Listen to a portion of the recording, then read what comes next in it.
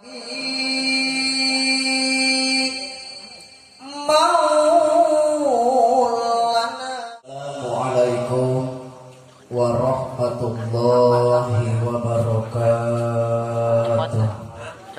Bismillah, alhamdulillah,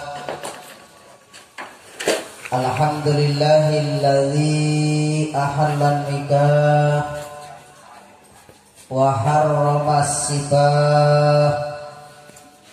Asyhadu an la ilaha illallah wahdahu la syarikalah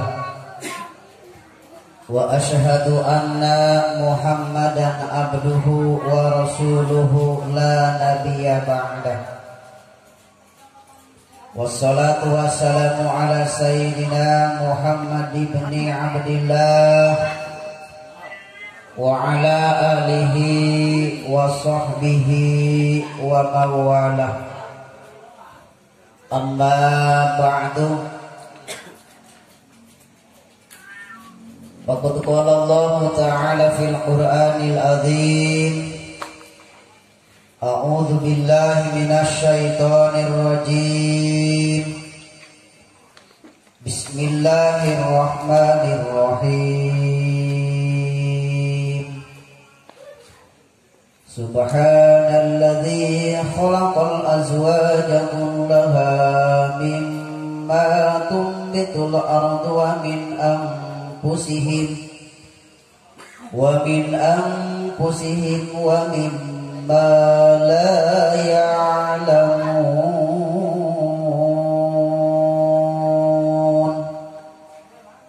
Al-ayah sadaqallahul azim. Wa qala Nabi sallallahu alaihi wasallam, at-tazwiju barakatun wal waladu rahmatun. Al-hadis maknane wallahu a'lamu bihaqiqatil murad. Para hadirin, para hadirat, para bapak, para ibu, pemuda, pemudi, al-kusim kuring dihormati, kalayan dimuliakan Allah. Wabil khusus keluarga besar calon mempelai istri, anu sami-sami kusim kuring dihormati, kalayan dimuliakan Allah. Kurang doakeun mudah-mudahan ieu walimahna salamatna perniatanana sing mulus rahayu berkah selamat. Amin. Amin ya Allah ya Rabbal. Oke, urang doakeun mudah-mudahan dua calon panganten istri, panganten pamaget dina waktos ijab jeung qabulna, mudah-mudahan ieu calon panganten lalaki dina waktu qabulna sing aya dina kalancaran.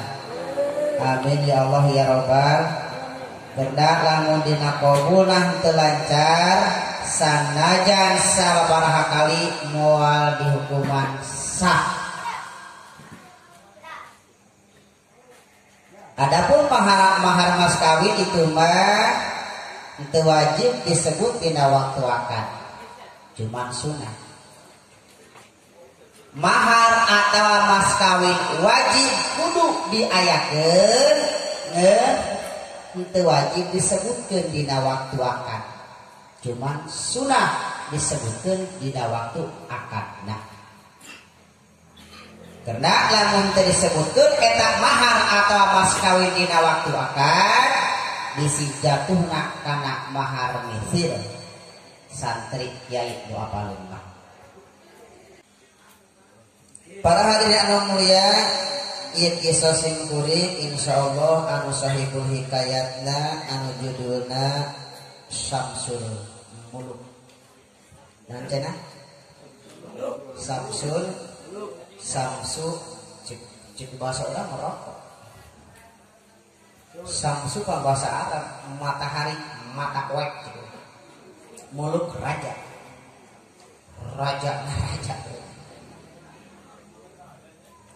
Antena judulnya Samsul Muluk Tea adalah lanjutan tina riwayat Siti Badriatul Muluk.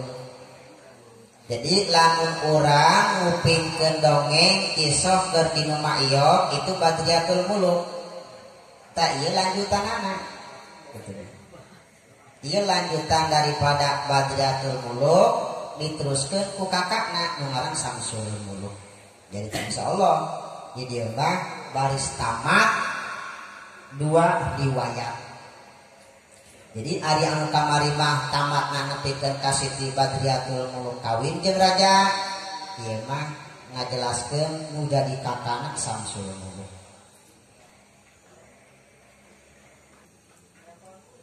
Fa ya Rabbi maulana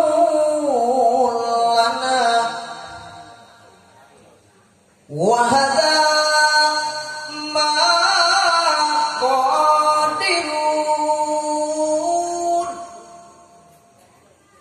ilahi munadiyan wa ala najatihi fa antal munad ya munad ya goyati li tajaluliha aiban goyrohu jalan-jalan ke pasar baru meuli tampar jeung mukena paling ngeunah panganten baru di kamarmu kacalana tawakal rimpi musibin minal bala wasobrin lima asobah lakamu awila nyutruk jalur muka pungkur mapai riwayat nu bageula. Mudah-mudahan jadi pitutur pikeun urang anu ngupingkeunana urang candak anu saena urang piceun anu awona. Siti Badriatul Muluk jeung Samsul Muluk adik kakak anak raja nu ngaran Kangjeng Raja Hujatul Muluk. Kangjeng Raja Hujatul Muluk boga pamajikan anu ngaran Siti Inayah. Boga anak 2, hiji Samsul Muluk, nu kadua Badriatul Muluk. Kulantaran Kangjeng Raja Hujatul Muluk ditinggalkeun ku jadi pamajikanana anu ngaran Siti Inayah. Siti Badriatul Muluk umur 2 tahun, anu kasep Samsul Muluk umurna 6 tahun atawa 8 tahun. Tibarang Kangjeng Raja Hujatul Muluk ditinggalkeun ku jadi pamajikan, Kangjeng Raja hayang kawin deui. Kawin jeung Siti Namimah. Ieu urang ngulas ku baratok supaya nyambung. Ganti Siti Namimah Kangjeng Raja abdi sanggup ditikah ku juragan sarata juragan ulah boga anak. Sementara kan juragan boga anak luapan Samsul Muluk jeung Badriatul Muluk. Kulantaran ieu Kangjeng Raja Hujatul Muluk bener-bener kenceng bogoh ka Siti Namimah, hayang kawin jeung Siti Namimah, terpaksa Kangjeng Raja ngaku teu boga anak. Dengan cara anak 2 Samsul Muluk jeung Siti Badriatul Muluk supaya ulah kanyahoan ku Siti Namimah aya di kerajaan dipiceur ka gunung. Dipiceur ka gunung kali tuan ke Cikom ala komalanun. ke gunung dipikir. Anu geulis jeung kaset anu geulis Siti Badriatul Muluk umurna 2 tahun. Siti Samsul Muluk umurna 6 tahun. Cicing di luhur gunung paduaan bae adik jeung kakak. Gede kapan itu ake suhe. Barang kapal itu aku suhe di aku jadi anak. Gede Siti Badriatul Muluk aya jodona kawin jeung Kangjeng Raja Hujatul Zaman sakit. Itu anu ringkas. Barang anu geulis Siti Badriatul Muluk geus kawin jeung Kangjeng Raja Hujatul Zaman. Kakana anu ngaran Samsul Muluk pacicing di karajaan Aki Suheb jeung Nini Suheb indung pulung bapa pulung cicing di karajaan. Kangjeng Raja Hujatul Zaman nikah ka Siti Badriatul Muluk sabada nikah Siti Badriatul Muluk terus rumah tangga di karaton. Samalah kakana Samsul Muluk ge jeung Aki Suheb cicing di karaton jeung Kangjeng Raja Hujatul Zaman. Dipikeun kadinya urang kawin teh. Wasobrun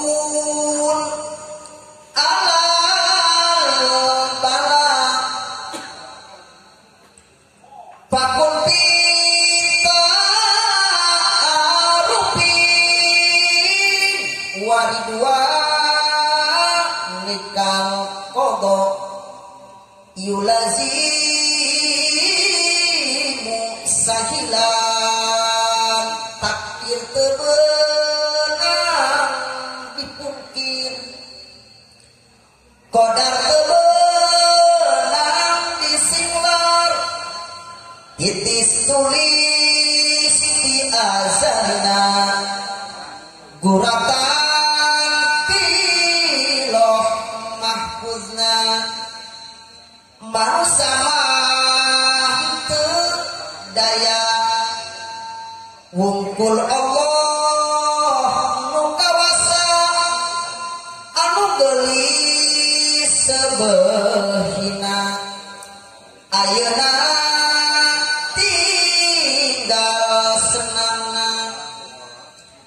manusia kabeh diuji ku Allah nu maha suci anu geulis sebeh nyeri tapi iman sadar diri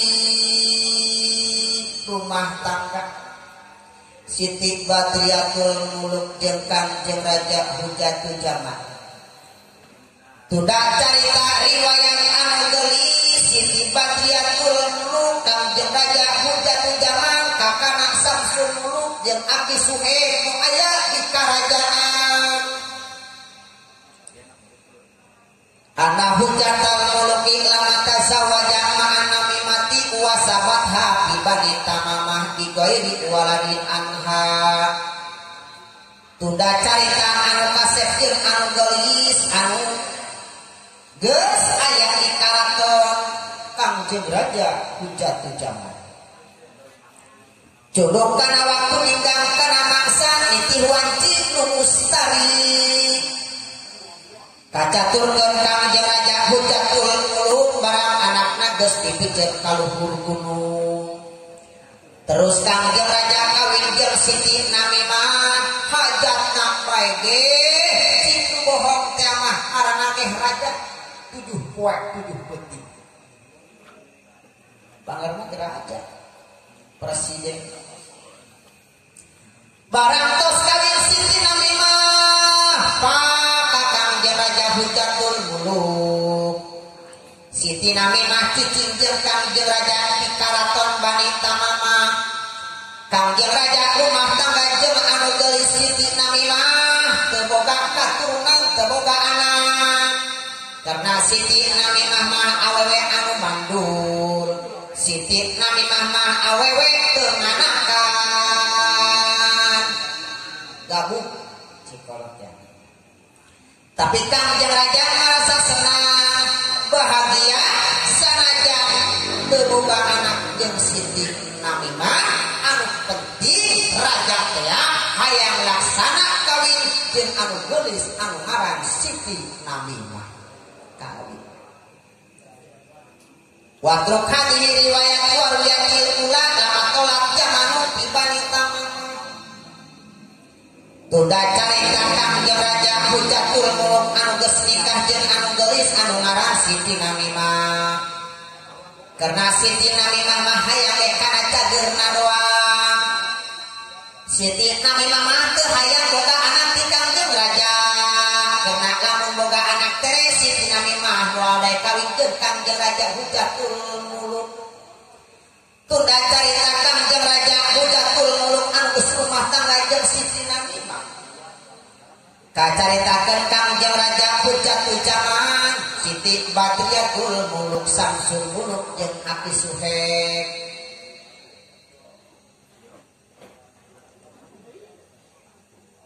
Lila jeung lila ieu naon ngaranna anu kasep Samsul Muluk kakakna teh kakak Siti Badriyatul Muluk. Ingat kanu jadi bapak. Ingat kanu jadi bapak anu ngaran Kangjeng Raja Hujatul Muluk. Terus anu kasep babega ngomong kanu geulis nu anu adina anu Siti ngaranna Siti Badriyatul Muluk adina. Cik Samsul Muluk gelis mohon kang akang mah ayeuna dibere inget, akang dibere sadar inget kamu jadi bapak. Jaburung pigel geh eta bapak urang sanajan geus musir geus namikeun urang kaluhur gunung tetep eta teh bapak urang. Jajela mamah moal kaluar tina batu pasti aya bapakna jeung indung. Geus apal pan ari indung matos maot teh heula anu aya teh bapak. Akang mah inget geulis hayang nyaba kakang dekat itu kakaraton wanita mamah. Sugan bapak hirup keneh. Jawab Siti Badriyatul Muluk anu geulis. Mangga Kang abdi ngadoakeun. Ya, cik Samsul Muluk gelis isukan akan berangkat rek nepungan bapak nu aya di kerajaan Wanita Mama. Nyeun samemehna akan berangkat gelis akan wasiat ka anjeun. Wasiat kumaha? Sing hade urusan salaki, sing hade gelis ngurusan salaki, sing hade gelis ngabakti kanu jadi salaki. Naon sababna? Sababna awewe mah jeung saperti dulang sinande. Awewe mah kumaha cik salaki? Mohon Kang gancana carita barang anu kasep Samsul Muluk geus wasiat kanu jadi adina anu ngaran Siti Badriyatul Muluk. Barang datang kaisut merantos wasiat kanu jadi adina Samsul Muluk berangkat lempang ka kerajaan Wanita Mamah anu maksudna rek nepungan bapana aya atawa hirup keneh atawa geus maot. Wa anta pu'atul muluk ciptakan Samsul Muluk syukran alallahi wa taqahwartu alaihi bil izwa ta'rimi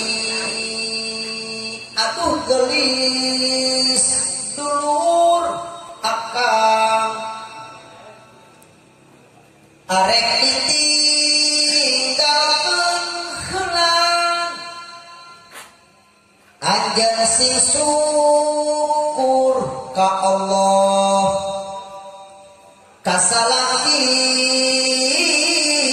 kudu deudeuh citakana ulah rasa nu geulis gede awewe mah pangkat awewe istri mah dulang sinande darajat mah milu bae mun salaki gede pangkat anjeun kabawa darajat salaki gede pangaruh istrina kabawa mampu bener salaki jadi jarok pamajikan disebutna ibu jarok bener Pak jadi awe mah darajat turun salaki salaki dari camat pamajikan ka mana bu camat gitu Pak salaki jadi bupati ibu na kasebut bupati ka mana bupati padahal jadi bupati mah setelah salaki mun salaki gede jasana tinangtos mulia istrina lamun salakina hina istrina ge moal mulia sanajan gelis rupana moal sabaraha harga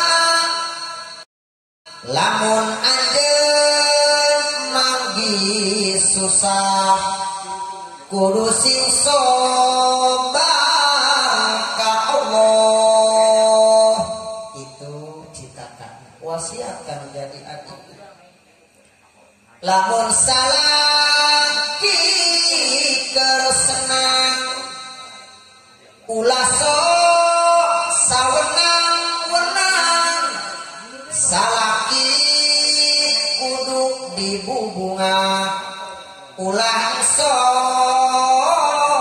diri-diriweuh mun salaki eueur ngeprung pacuan anjeun rek ngemprung ngantun tempat sanajan si gajal nu kasarung itu wasiat anu jadi kakakna kanu jadi adik berangkatlah Samsul Muluk tak kerajaan Bani Tamamah rek nepungan papa aya keneh atawa geus naon hirup keneh atawa geus naon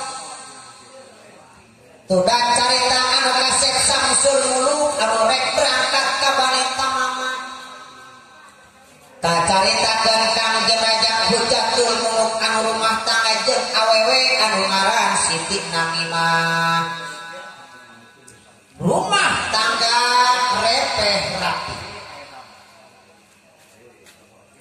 teu aya ieu jeung ituna hirup rumah tangga Kang Jenajah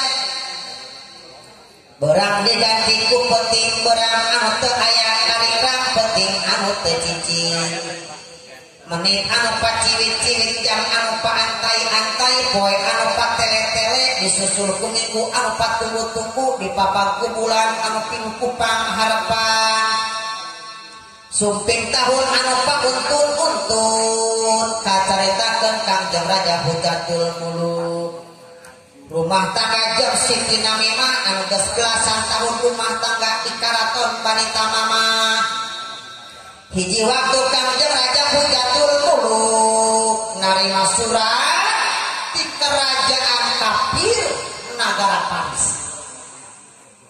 Menang surat anu eta eusi suratna ditujukeun ka Kangjeng Raja Hujatul Muluk jeung sakabeh rakyatna. Barang eta eusi surat dibaca ku Kangjeng Raja Hujatul Muluk, eta eusi surat teh ancaman ti raja kafir nagara Paris. Kumaha eusi surat? Cik eta eusi suratna, wahai Kangjeng Raja Hujatul Muluk jeung sakabeh rakyatna, wayahna anjeun kudu nyembah kana patung, kudu nyembah kana berhala.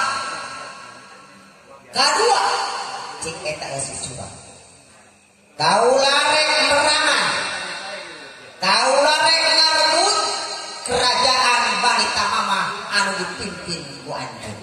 Dua, anu katil eusi surat, kaula rek ngarebut pamajikan anjeun secara paksa. Pamajikan anjeun ku kaula rek direbut secara paksa. Barang Kangjeng Raja maca kana eta eusi surat, Kangjeng Raja ngageter hatena ngadeg-deg leuwasieun kudu nyembah kana patung. Sieun karajaan direbut, pasieun pamajikanana dipaling atawa direbut ku raja kafir nagara Paris. Cik Siti Namimah kang enaon geus kumaha kang ayeuna tos kieu kerajaan tos diancam ku nagara kafir nagara Paris ku raja anu ngaranna Raja Sargowis. Raja naon ngaranna? Sargowis. Ayeuna akan rek kumaha? Duka geus kumaha? Ieu urang geus kieu. Hiji urang kudu nyembah kana patung panaudzubillah. Kadua kerajaan bakal diperangan, bakal direbut ku Raja Sargowis. Anu katilu anjeun bakal dipaling, bakal direbut secara paksa jadi pamajikan Sargowis. Nya akang aya rek kumaha? Ieu teh ancaman ka, ancaman ti nagara kafir. Piraku akang rek cicing bae. Ieu ancaman budak pikeun Raja Hujatul Muluk. Tapi lamun ancaman model kieu datangna ka urang Batawi, oh gampang. Kan cik urang Batawi jual beli. Cik urang Batawi. Parta ada ilahi wa takar libnihi samsil muluk wa bernatihi wa kadalikal inaya. Barang Kangjeng Raja Hujatul Muluk ngadenge kana omongan pamajikana kitu. Kangjeng Raja Hujatul Muluk milu reuas tambah sieun bae. Bahkan cik Siti Namimah lamun akang sieun akang nyerah ke wani ngalawan ka Raja Sargowis. Abdi mah rek nuturkeun Raja Sargowis, abdi mah moal nuturkeun akang. Tuh, pan ari awet dibeleg. Rek nuturkeun Sargowis. Pamajikan Raja Hujatul Muluk. Sabore eta pamangkat. Lamun akang sanggup ngelehkeun Raja Sargowis abdi rumah tangga jeung akang. Tetapi sabalikna lamun akang eleh perang, kerajaan direbut ku Raja Sargowis, abdi mah rek nuturkeun Raja Sargowis. Atuh Raja Hujatul Muluk tambah berewas. Sieun anu aya. Tidina Kangjeng Raja Hujatul Muluk kakarak dibere inget, dibere sadar. Ingat kanu jadi anakna Samsul Muluk jeung Badriatul Muluk anu geus dipikeun ka luhur gunung. Bari ingat kanu jadi pamajikanana ka Siti Inayah anu tos maot. sehingga Kangjeng Raja Hujatul Muluk cerit sedih kurang kencai mata ingat kana nasib anu keur disang harapan barang datang ka tengah peuting Kangjeng Raja Hujatul Muluk teu bisa sare sapeuting ngalamun bae bari sedih boga rasa kaduhur anak dua geus dipiceur ka luhur gunung panganta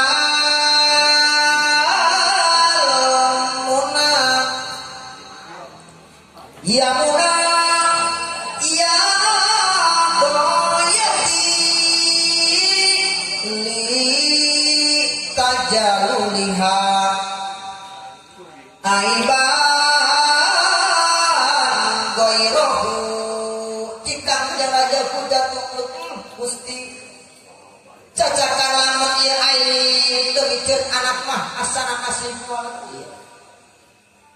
cacakan aing lamun teu kawin jeung Siti Namimah mah asana ieu nasib aing moal kieu barang datang ka isuk-isuk teu kanyahoa Kangjeng Raja Hujatul Muluk kabeh bala tentara golongan kafir nagara Paris anu dipimpin ku Raja Sartowis harita geus nyerang kerajaan bala tentara Sartowis urang nagara kafir nagara Paris geus ngalungkung kerajaan Hujatul Muluk geus dikepung ku pasukan kafir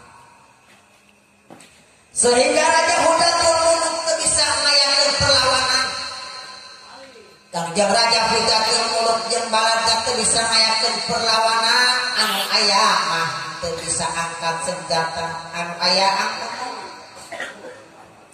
sehingga Kangjeng Raja Hujatul Muluk nyerah teu bisa ngalawan teu bisa ngayakeun perlawanan akhirna kerajaan direbut paksa jadi milik Sartowis pamajikanana anu geulis anu ngaran Siti Namimah direbut paksa jadi pamajikan Sartowis malah lain eta bae sakabeh harta banda nagara ayeuna mah geus boga Sartowis lain boga Raja Hujatul Muluk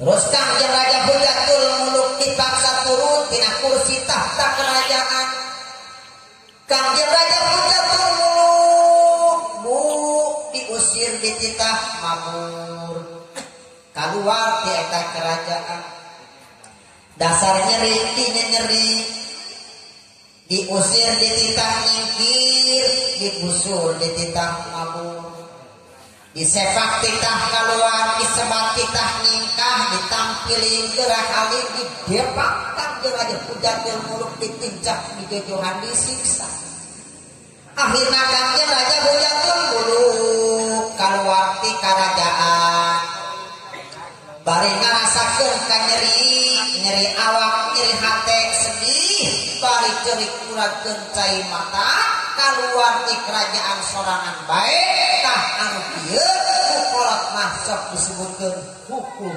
karma akibat katulah kawalah naon ngaranna miceun anak dua ngabelaan Siti Namimah akhirna kerajaan boga kafir pamajikan jadi pamajikan kafir Kangjeng Raja Hujatul Muluk keluar ti karaton sorangan bae ta'ammal bi amrin qad laqitu muhasiran bidala ilin tidham mapa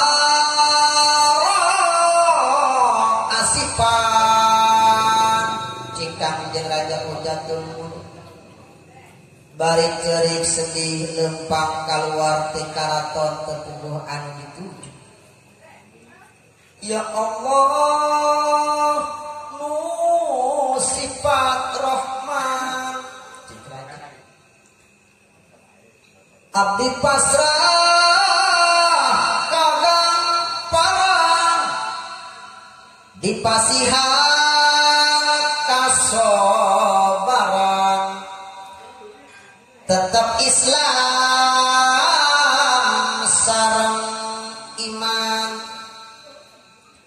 takdir teu beunang dipungkiran qadar teu beunang disingkiran titis tulis di azalina gurata tiloh mahpudna abdi ayeuna kaduhu citraja sedih pacampur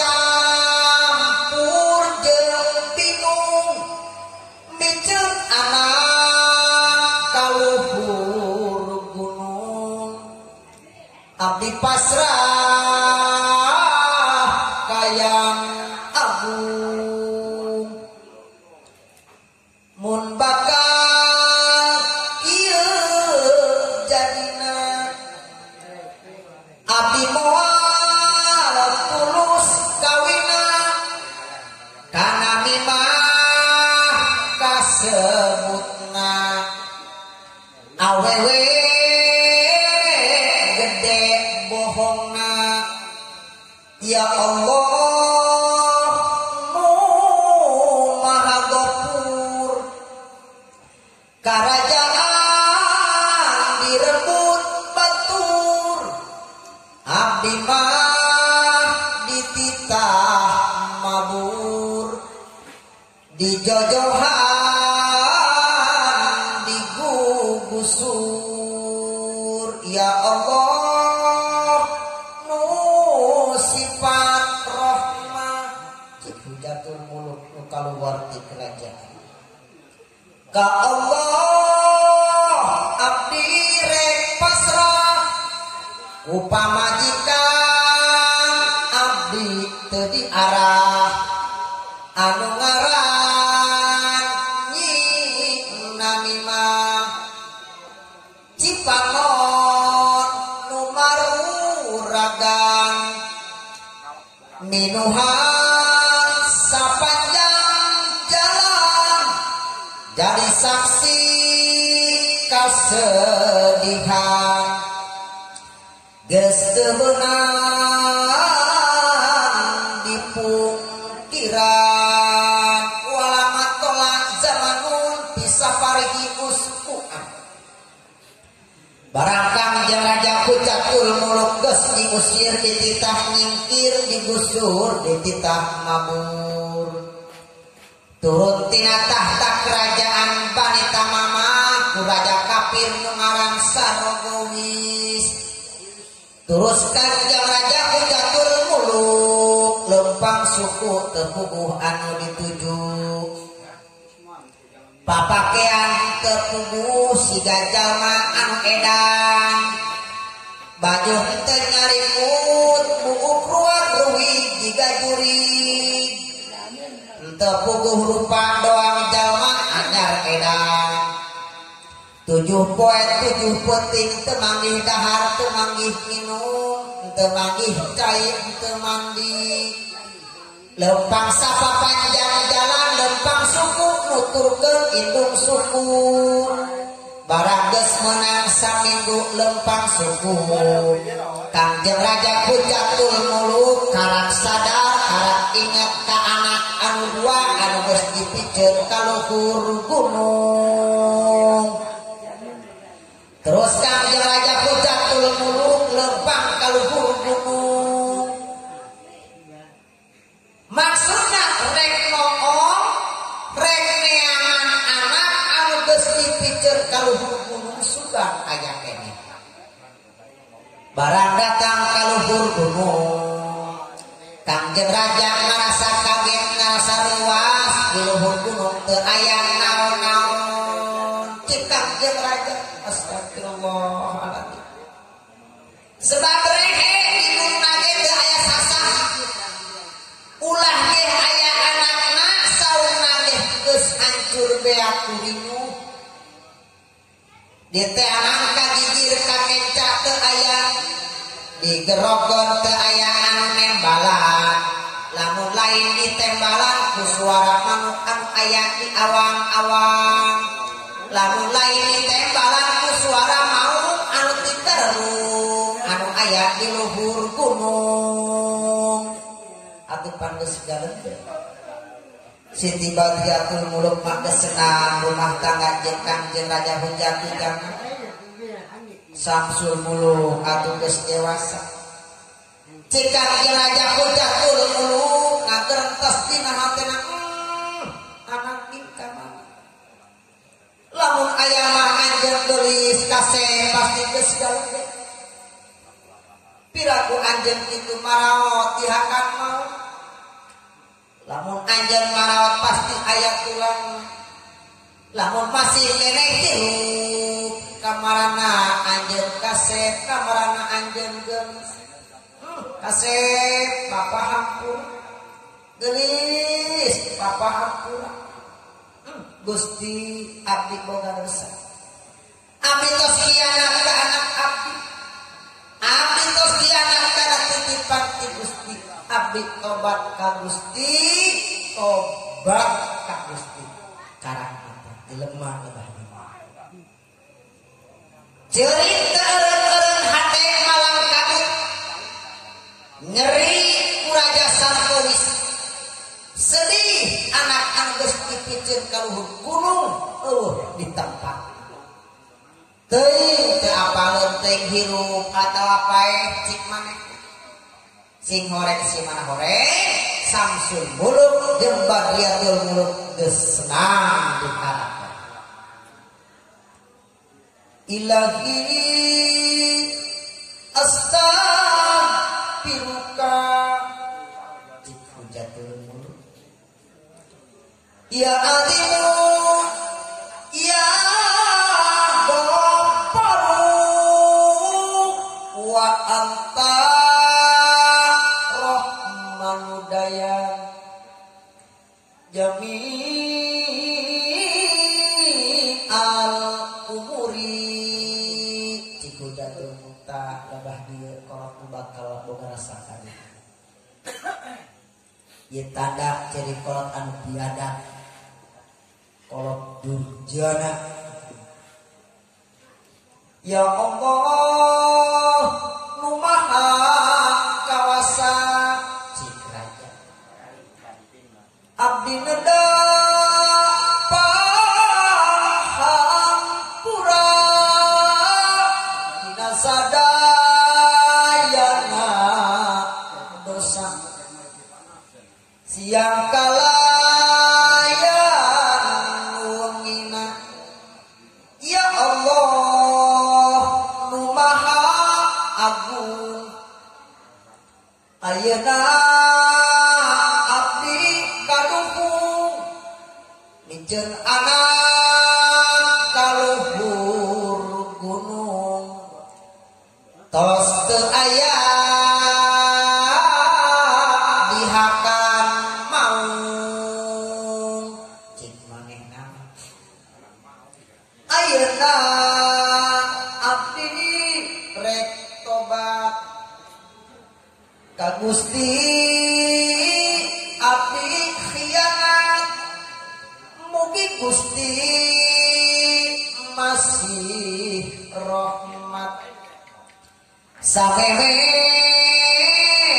abdi sakarat aduh kasep anak bapak anu geulis anak bapak haranjeun aya di mana bapak rek menta hampura tobat pangarangan mun aranjeun tos teu aya maotna di alam dunia muga Allah ngahampura tina sakabeh dosana ku arah jeung bapak doakeun lebah ieu mah kalau teh sok aya didoakeun ku anak iman Islam dikuatkeun bapak ge pasti nuturkeun maot nu tos dipastikeun tunda carita Kangjeng Raja Hujatul Muluk anu geus tobat ka Allah boga rasa kadukuhan terus turun ti luhur gunung lempang suku nguturkeun indung suku teu puguh anu dituju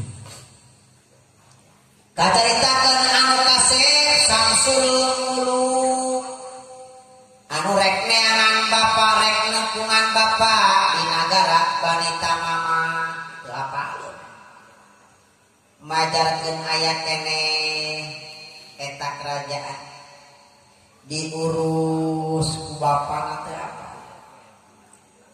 barang Samsul Muluk geus beres wasiat ka dulur awewena nu ngaran Siti Badriatul Muluk terus harita Samsul Muluk pamitan ka dulurna rek siap berangkat rek nepungan bapana Kangjeng Raja Hujatul Muluk anu aya di Bani Tamama Samsul Muluk lempang geh bari nalangsa teu eureun-eureun muragkeun cai mata ku inget baik ka Siti Badriatul Muluk adina anu ditinggalkeun sehingga jalan lempang jadi poek lain poekna kuburan diganti ku peuting tapi poek ku cai mata anu teu eureun-eureun urangkeun sapapanjang jalan inget kana nasib aya sedih aya banget sedih sebab teu diarah ku bapak dipikeun ka luhur gunung tega dipikeun ka luhur tutugan gunung bungahna ku sebab geus meunang kasenangan geus meunang kabungahan gaganti tina kasangsaraan adina Siti Badriatul Muluk kawin ka Kangjeng Raja anu soleh boga salaki ka jalma anu mulia luhur pangkat boga jabatan jadi pamimpin kerajaan bari akhlakna tawaduk soleh nurut kana parentah Allah jeung Rasulna anu ngaran Kangjeng Raja Hujatul Zaman tamasa tori kota dihuzumil pukoro muhasaratan lahu bimasirihil goda nuhayang terang ka bapa Samsul lempang nyusutan cimata ngantun dulur keur ngumbara henteu sana teu baraya bari tawadu ka Allah hatena dikir ka Allah keur budak mah teu diarah ku bapa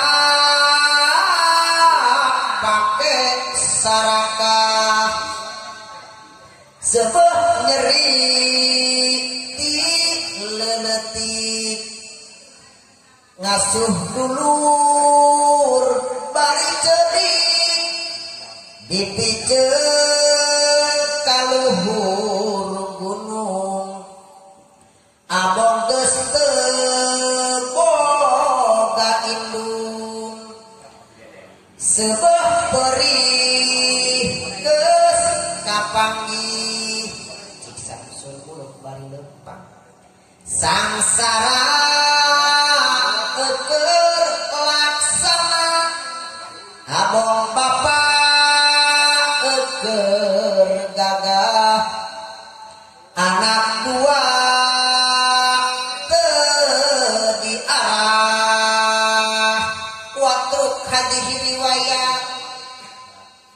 ruwiyat badriyatul muluk lama saparok samsul muluk pajtamatil masakina wal fuqara bi anta sodakot alaihimul atimata li salamatil musafiri li anak sodakota tanpaul bala tunda carita samsul muluk anu rek nepungan bapana ka kerajaan Bani Tamamah kacaritakeun Siti Badriatul Muluk adina anu ditinggalkeun barang samsul muluk geus leumpang Siti Badriatul Muluk ngumpulkeun jalma-jalma fakir ngumpulkeun jalma-jalma miskin anu maksudna anu geulis rek masihan sedekah rek masihan kadaharan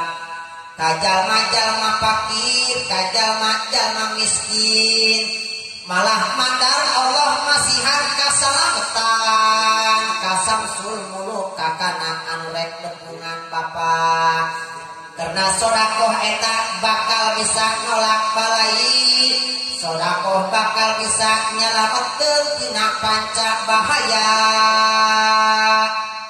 ngumpulkeun Siti Badriatul Muluk sakabeh jalma fakir miskin diondang ka kerajaan dibere kadaharan dibere leungeun tuangeun jeung sajabakna naon maksudna malah mandar Allah mereka kuatan malah mandar Allah mereka salamatan kanu jadi kakana samsul muluk anu tos berangkat rek depungan bapa mana kosok nalun min sodakotin aibal yajiduhu tiduja bil barkati wadak bil mufsidati anhu as-sodakotu tarudul bala sodakoh mual kudu leungit sodakoh mual kudu ngaleungitkeun pakaian tetapi sodakoh bakal nimbulkeun bakal tambah-tambah kana pakaian urang gitu jika tinggal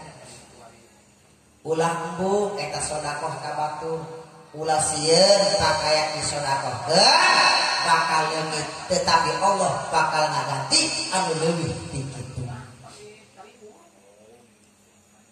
ulah kudu sieun pakaian disodakohkeun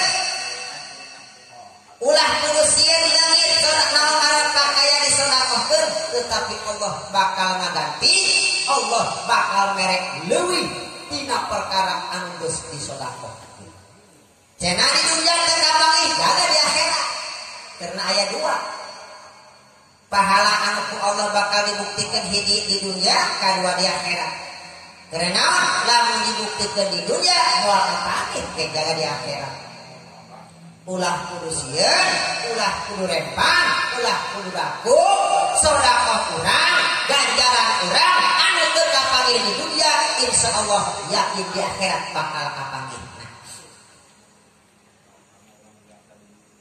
sedekah harta moal kudu ngurangan kana pakaian tetapi Allah bakal merek lebih Allah bakal merek gantinya kadua sedekah bakal bisa manjangkeun kana umur katilu sedekah bakal bisa nolak tina balai kaopat sedekah teh adalah mahar atau mas kawin pikeun bidadari di alam surga oh jadi maharna mas kawinna pikeun bidadari di alam surga eta sedekah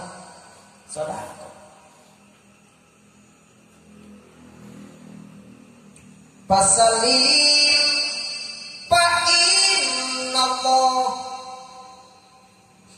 jalaluhu qadirun alal ahya min kulli ahyain tunda carita Siti Badriatul Muluk anu keur ngabagikeun sedekah nu keur merek kadaharan merek inuman merek tempat jeung sajabana kapakir jeung miskin kacaturkeun bapana Kang jeung Raja Badriatul Muluk anu keur lempang nuturkeun indung suku teu puguh ka mana anu rek dituju barang meunang satahun lempang suku